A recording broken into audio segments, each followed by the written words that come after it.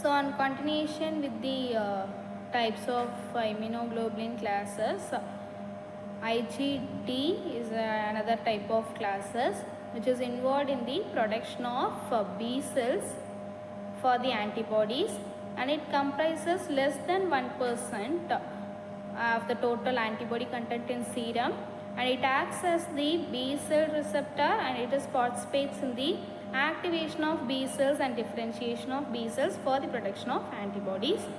And Ig is another type. It is present in least amounts and around 0.02% of the antibody content in the serum, and these are mainly present in the linings of respiratory tract and intestinal tract and in response to several allergic reactions.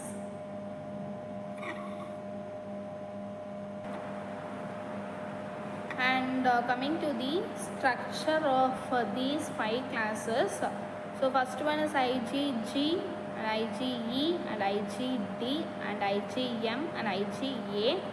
So 3 antibodies having the similar structure of antibody, that is IgG, IgE and IgD, wherein IgM, as I said before, IgM will exist in pentameric forms.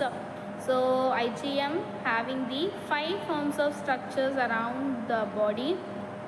You can see the 5 antibodies get interlinked together and it just forms the pentameric forms and the disulfide bonds and the joining chain.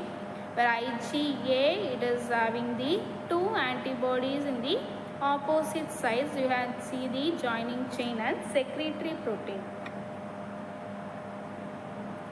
And coming to the antigen-antibody interactions, so how it gets interacted with one another. So it is highly specific, and an antigen reacts only with the antibodies produced by itself, and it able to recognize the molecular shapes on antigens. So these form the basis for humoral immunity or antibody mediated immunity, and these reactions form the basics of detection of infectious disease.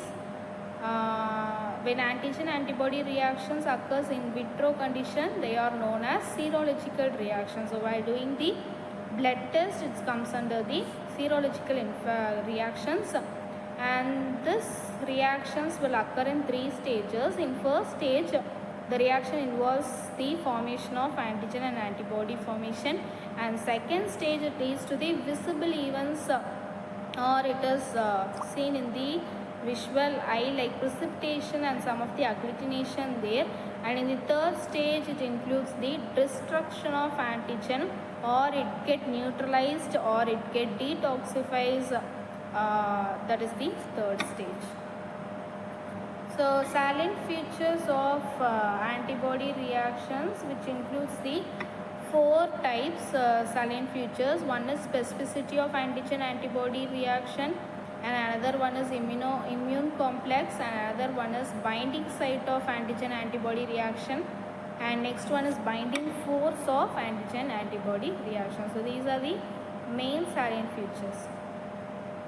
So coming to the specificity, so specificity refers to the ability of the population of the antibody molecules to react with only one antigen. So one antibody molecules reacts with only one antigen. An immune complex is formed by the integral binding of the antibody and binding site antigen-antibody. Antibody attaches with the antigen, and this part of the antigen which combines with the antibody is called epitope region, and it is the part of an antigen that is recognized by the immune system specifically for B cells and T cells, and the part of the antibody that recognize the epitope is called paratope. Part of the antigen combines with antibody is called epitope, and the part of the antibody that recognize the epitope region is called the paratope region. So these are all about the antigen-antibody reactions. On the next chapter, we are going to see about the types of antigen-antibody reactions, in which how we seen the antigen-antibody reactions in visually.